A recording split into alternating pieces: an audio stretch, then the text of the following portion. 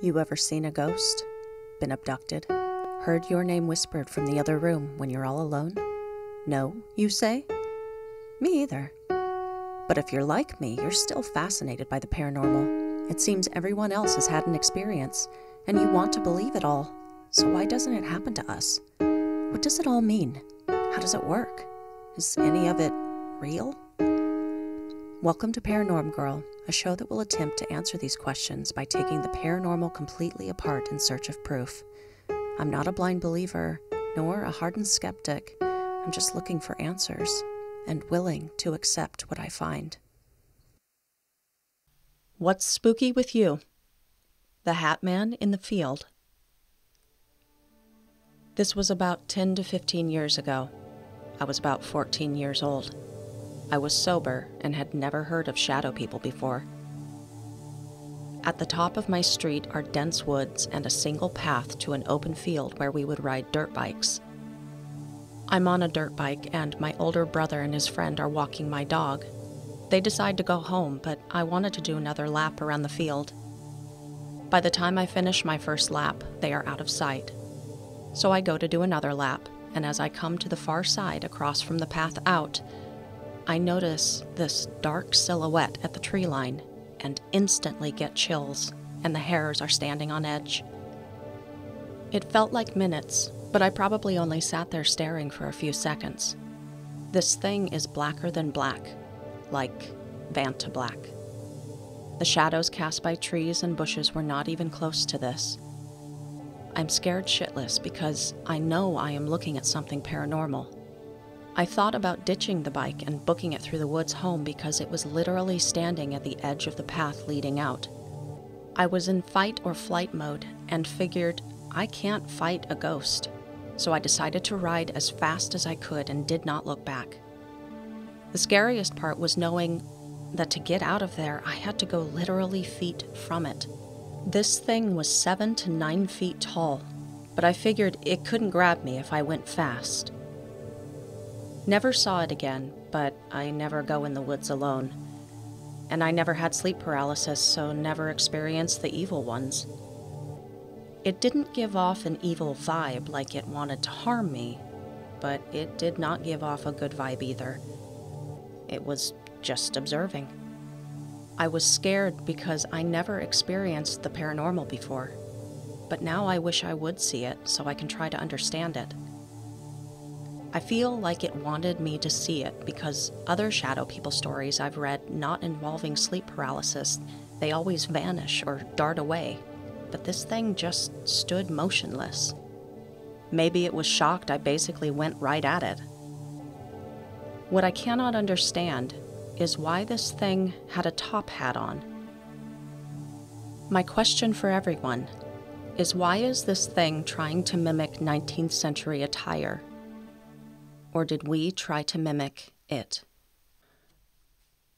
Welcome back to another edition of Paranorm Girl. I am your host, Kristen, and today we are covering one extremely unique, infamous, nefarious creature called Hat Man, or the Man in the Hat, if you're nasty. Why is he unique? Well, to start, he wears a hat. 1. Who wears a hat these days aside from rednecks, bros, and cold people? And 2. None of our other regular shadow person fare wears any accessory so definitive, raising some questions for me. Why doesn't anyone report seeing shadow person junk? 'Cause they're obviously naked. Also, is this distinction because he is the ringleader? Or is he in an entirely different class of clothing-wearing entity altogether? Our brains automatically want to make connections, see patterns. So we lump him and the hooded figure and the old hag in with the regular shadow crowd. But honestly asking, do they belong there? Nevertheless, whether it's a Stetson, a pork pie, a fedora, or top hat, he is one stylish waking nightmare. Infamous, more like infamously stylish. No, but seriously, he's quite infamous. Thousands of reported encounters with this guy around the globe, the majority of which are not on the pleasant side. And nefarious. This asshat man's purpose seems to simply be a scary, fear-mongering, no-good doer whose favorite pastimes include picking on small innocent children, choking the daylights out of people, and showing up in my TikTok videos. Well renowned for his ability to pop up when you least expect him and overstaying his welcome, he is one entity that leaves a lasting impression, so much so that people report having seen him early in their childhood, some 40, 50, 60 years after the fact. Stayed with him, as you might imagine. In researching this episode, for some reason, I was actually drawn to researching the history of hats. Here's my brain making a weird connection. I know. I found something interesting and wanted to share. It may just be coincidental, but I feel like there's a connection to be made.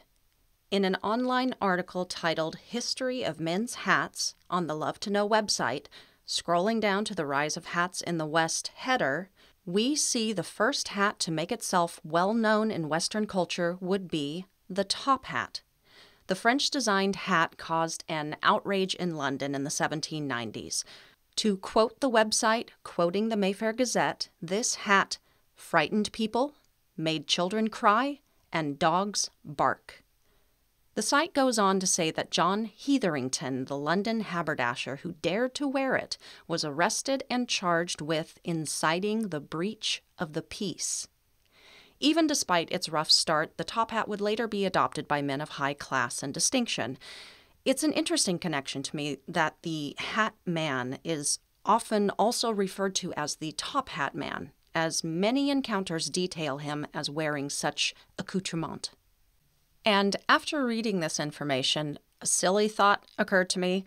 What if the notorious and malevolent hat man was nothing more than the ghost of a resentful haberdasher incarcerated for being infamously stylish? Callback? Anyone? No? Okay. Moving on to the darker reality that is this phenomenon.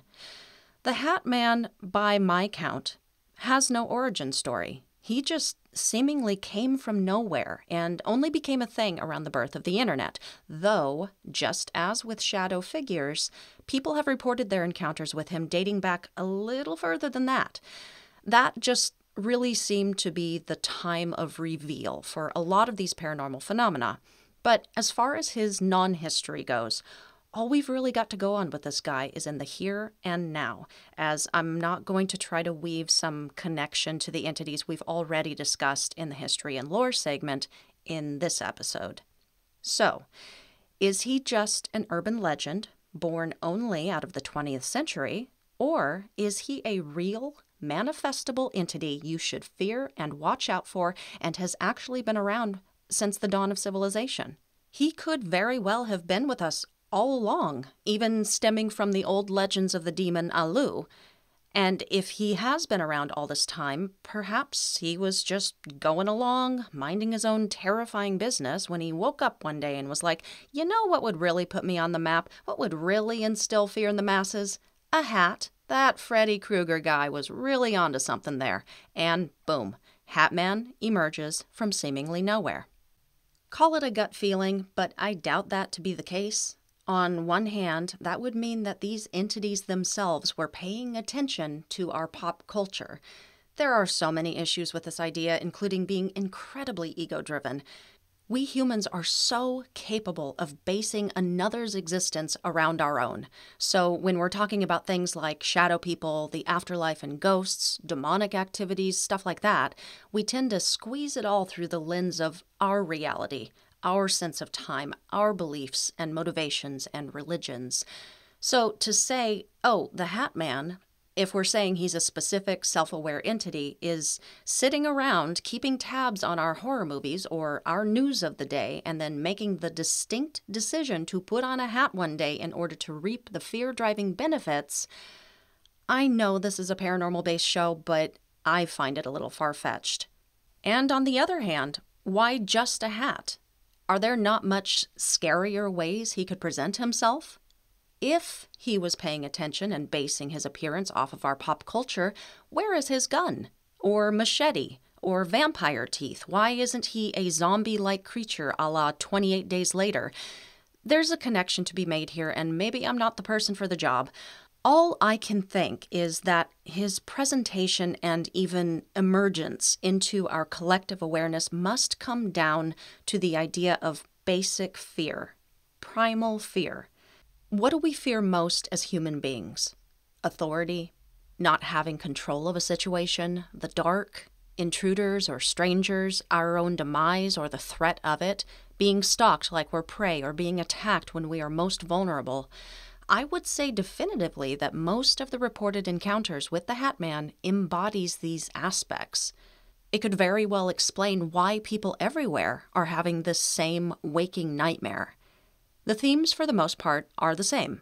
Most are paralyzed and unable to speak, to scream. You see a featureless man wearing a hat. A menacing, evil energy and a pressure on your chest. You can't breathe, you can't defend yourself, then he's gone in a blink and you regain your faculties. People also often report feeling completely drained of energy the morning after an encounter, leading some to speculate he is some sort of energy vampire. As we have covered previously, this experience is often explained away as sleep paralysis or the hypnagogic hallucination that presents when the brain wakes up before the body does. And this would make sense to me. In fact, I would love it if I could stuff it all in that box and tie it up with a pretty little psychological bow. If it were not for the people who have seen this thing while they were awake and with no other physiological explanation of his appearance. If it were not for the shared experiences between two or more people at the same time. If it were not for the children who remember seeing and being tormented by this thing, even so far back as 2 or 3 years of age. We see plenty of examples of this exact thing in Heidi Hollis's book titled The Hat Man, The True Story of Evil Encounters. I've put a link to buy the book in the show notes. Check it out. I personally don't agree with her theory of what the Hat Man is, and I'm not really down with the God and Jesus stuff. Not that that stuff doesn't exist, not saying that at all, but it got a little distracting for me as I went into the book thinking it was going to be more of an educational relaying of Hat Man facts, like more stuff on his history, all of the theories, different descriptions of his appearance and hats and clothing choices from different accounts. And she did do that to a certain extent. I think maybe I was just looking for like charts or graphs or something technical. It was not so much textbook/educational as it was her subjective opinion on this entity. I will say I do appreciate and respect her and all that she has done for this topic. If y'all didn't know, she's kind of the OG on Hat Man. Anyway, textbook or opinion piece, God stuff, no God stuff, just my personal takeaway.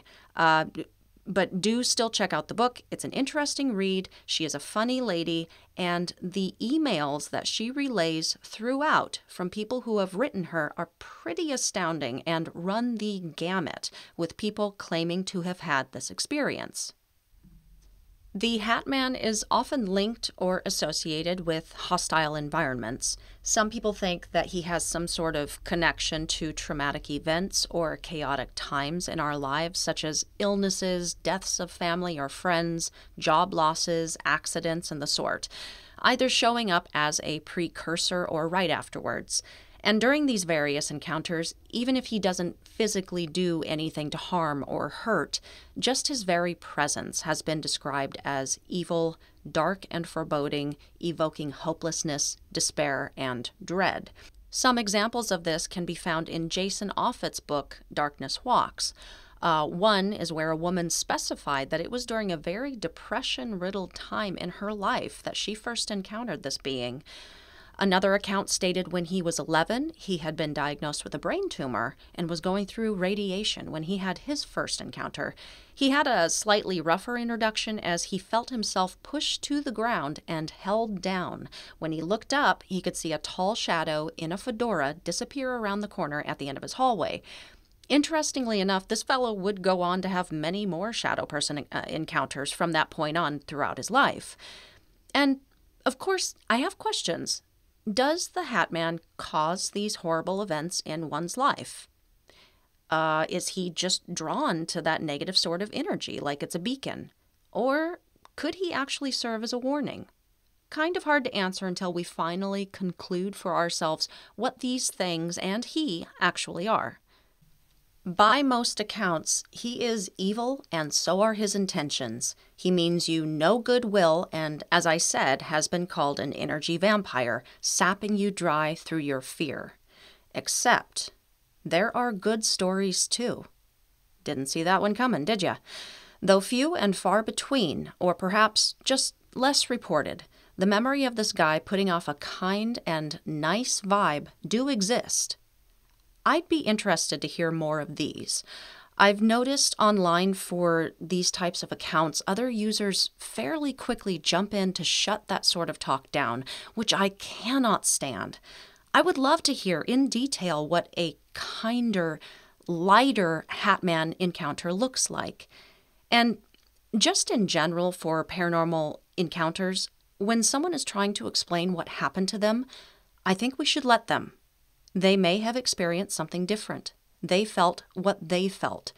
And we maybe had a different experience. That is all. How the heck does anyone know that there aren't both good and bad shadow people? That there aren't different Hat Men roaming around, some with ill will and some out to protect? If we end up concluding that these are a completely unique race of entities, maybe from another dimension, I don't know, how can we say that an entire race, or species rather, is bad and evil? Just let's not leave evidence on the table, y'all. Let them tell their stories. Now, before we look at some of these stories, let's cover some of the more common explanations rooted in science. Of course, first and foremost, the reason the event happens at all is often connected or attributed to sleep paralysis. We have discussed in previous episodes why this can't be a be-all, end-all explanation behind the phenomenon, but the condition still occurs and is still a reality of this whole thing. But why the Hat Man specifically? Setting aside other sleep paralysis-connected entity interactions, why aren't we waking in the wee hours of the morning, unable to move and terrified because we are tied to some train tracks? I distinctly remember that playing a major part of a ton of cartoons I watched as a kid.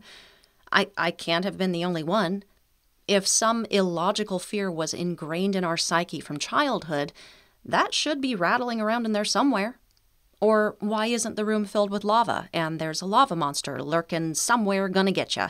Jumping from couch to armchair to kitchen counter in order to not touch the lava was regular activity in my home, anyway. Where is the clown shadow person? Because, according to sleep paralysis experts, this vision of the Hat Man can come from a collective unconsciousness accrued throughout our life from childhood that's soaked up certain fear-inducing situations and also entities, including ones who wear hats, from our culture and popular culture. Characters so prevalent in our society and culture that we aren't even aware of them sometimes, but are so soaked in that they are already inside our consciousness without us even having to logically think about them. Let's take one of the favorites, Freddy Krueger, out of our lineup of hat-laden supervillains. Broad-brimmed hat, attacks us in our sleep, definitely feeds off the fear, whose only purpose is to torture and kill us when we are most vulnerable and least able to get help from outside of our own minds, trapped inside of our own nightmares. Sounds like it has some incredible similarities to the Hat Man experience, doesn't it? At first glance, it does make a lot of sense to say Freddy Krueger plus unconscious human fear equals Hat Man. Except for the fact that the basis of the film Nightmare on Elm Street was actually inspired by several Los Angeles Times newspaper articles written about 18 Hmong refugees who, in the late 70s and early 80s, suddenly perished in their sleep after having fled to the U.S. because of war and genocide that was occurring in Laos, Cambodia, and Vietnam. Their deaths were ascribed to be a condition called Sudden Unexplained Nocturnal Death Syndrome, or SUNS. Though in the Philippines, Thailand, Laos, and other surrounding countries where SUNS was more prevalent, they just called it nightmare death syndrome. About 100 more Hmong deaths would follow this initial bout of nightmare-induced deaths, tapering off in the late 80s. So, what could have been so terrifying about these nightmares that would keep someone awake to the point of death, or kill them while they slept? Well, it's an entity they called Da Cho. Da Cho is described in Hmong culture as a nocturnal pressing spirit who attacks sleepers by sitting on their chests, sometimes attempting to strangle them. So, the Hat Man, or at the very least shadow people, were not born of Freddy Krueger. It was the other way around.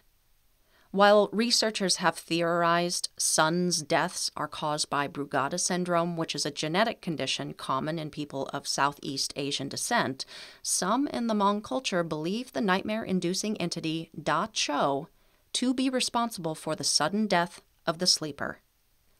Are we creeped out yet? Could it be argued that the Hat Man is simply some evolution of an already ongoing primal fear-based phenomenon birthed at the beginning of our very recorded history? Of course it can. That's kind of what we're doing here. But I find it interesting that in taking the time to continue taking this dive into the common beliefs and reasons behind it, I keep finding information that calls all of that into doubt. Okay.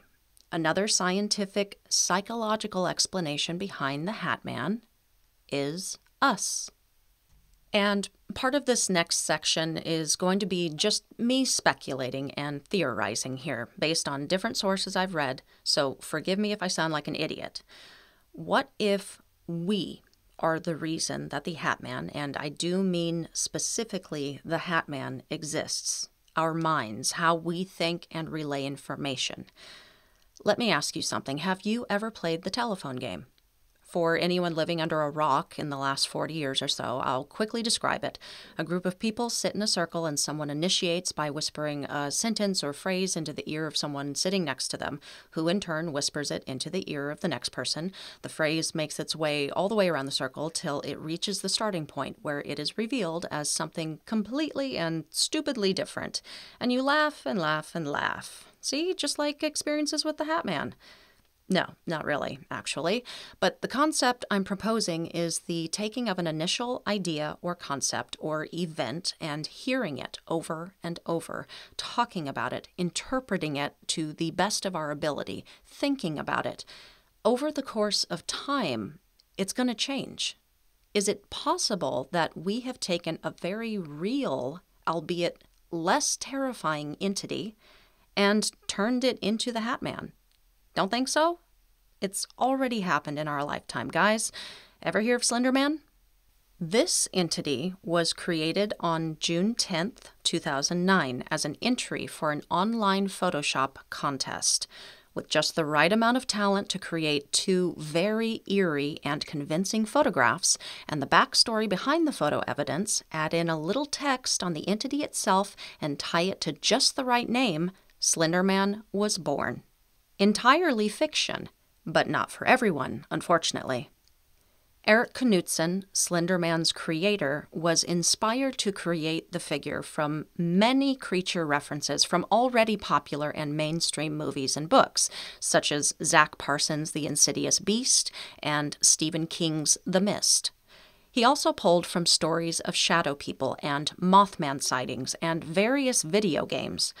The concept of Slender Man was an amalgamation of already existing characters, a work of fiction, but the point is that he was based on already existent work and entity stories.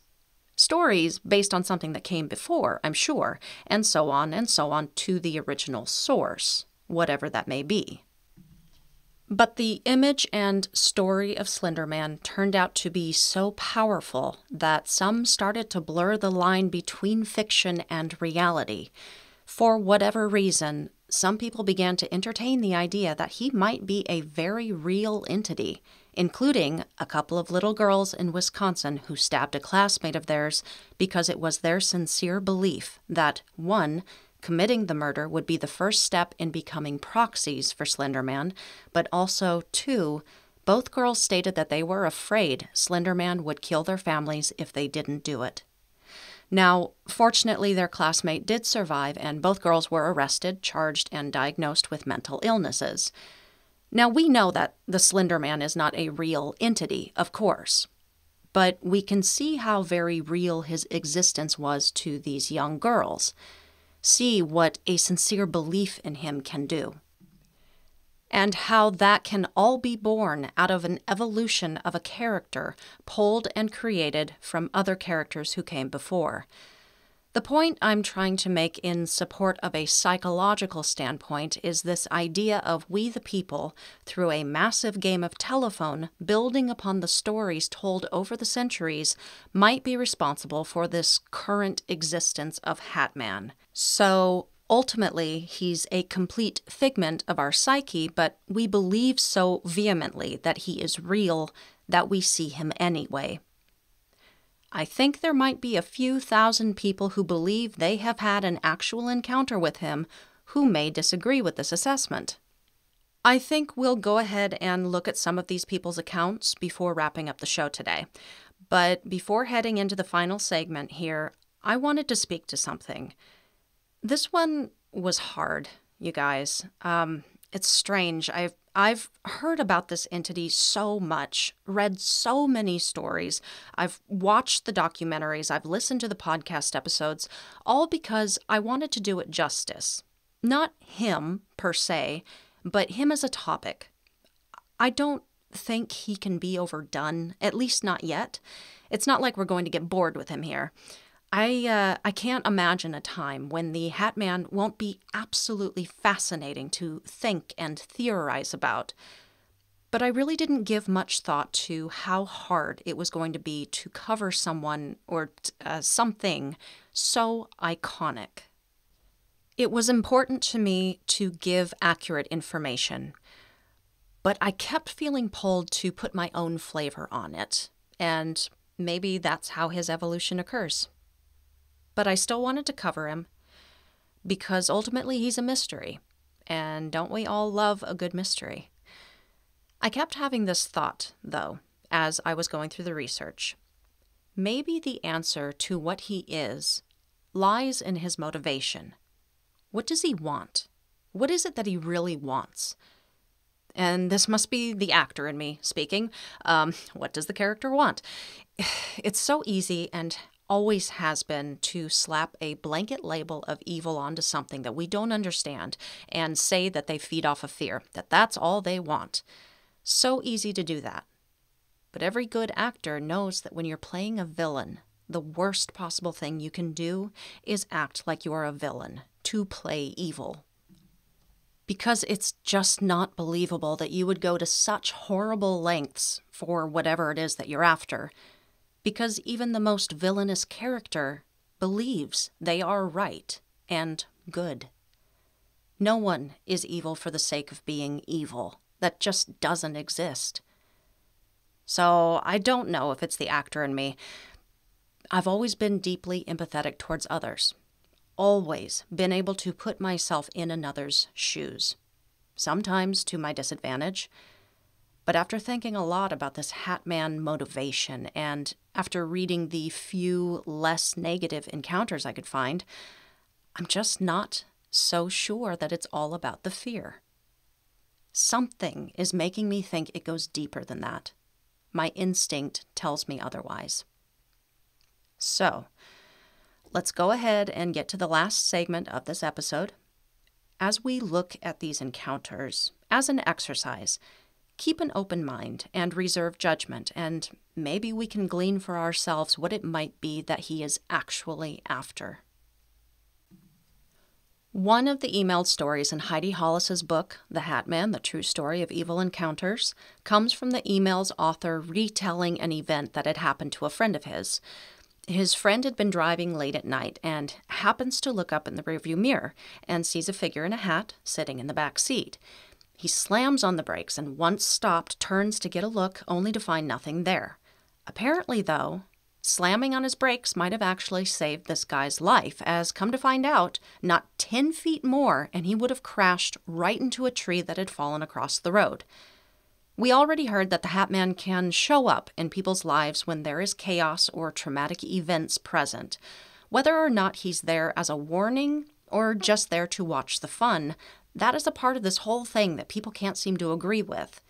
It was the email author's opinion he was there to watch a wreck, and the driver just happened to look in the mirror at just the right time. When I first read this passage in the book, I got the impression that the Hat Man was there in this guy's car as a possible warning or thwarting of the imminent danger.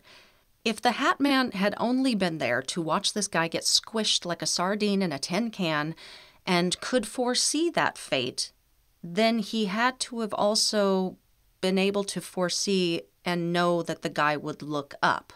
I mean, right? Another story in the book tells of a childhood with an incredibly abusive father and an ongoing feeling of helplessness throughout. The author of the story says that suddenly the Hat Man just started showing up when she was a teenager. At first, just lingering in the shadows, and as time went on, would start sitting on the couch or the edge of her bed, intently staring at her. She said she was never scared by him, but felt his constant presence. She tells of the last time she saw him was a day that her father got drunk, got angry, and moved toward her, ready to hit her.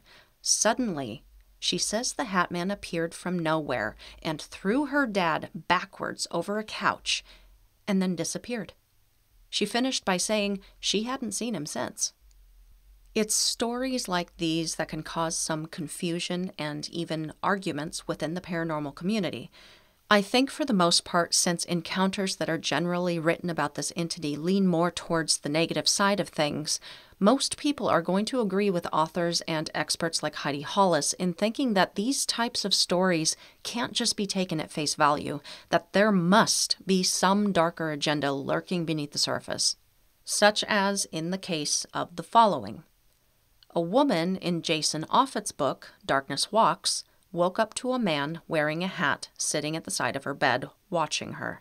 She says he was very still and shrouded in darkness, so she couldn't quite see his face. When she tried to move, she couldn't. She tried to turn her head, she couldn't. Tried to scream for help, and she couldn't. She lay there terrified until he suddenly vanished. Pouring through the comments section of any Hat Man-related YouTube video will get you some really horrifying accounts. Referring to him as the Hat Demon, one person saw him face-to-face in a field at dusk. He stared into 2 empty eye holes, glowing red as the thing growled at him. Another says this entity is with him constantly, making his life unbearable. It has thrown knives, slammed doors, talked in his ear incessantly. And same thing if you head over to Reddit. People recount him crouching over them until they are face to face, laughing like a maniac at their fear and discomfort, watching them through the window of their upper story bedrooms, slamming doors and windows, and smothering them as they lay frozen in terror. Interestingly, though, in just my last search to have another look through, there were quite a few more entries of nice visits with this entity. People piping in every so often to say that, yeah, we have indeed experienced this encounter, but never felt afraid, as it would always give off a nice, polite vibe. So, what the hell do we do with this information? It's confusing, to say the least, but there you go. He's good, he's bad, he smothers, he protects, he watches, he hides, he waits, he springs into action. He's bold, he's shy, he's a nice guy. Nope, he's just the worst. He sounds almost too human. And we have absolutely gone a bit over our regular time frame for these episodes, so let's call it a wrap for now. This has been some kind of show covering the Hat Man. Tried to keep this baby on course, but we went on some field trips. Doesn't matter. I am of the belief that it is all connected anyway, baby.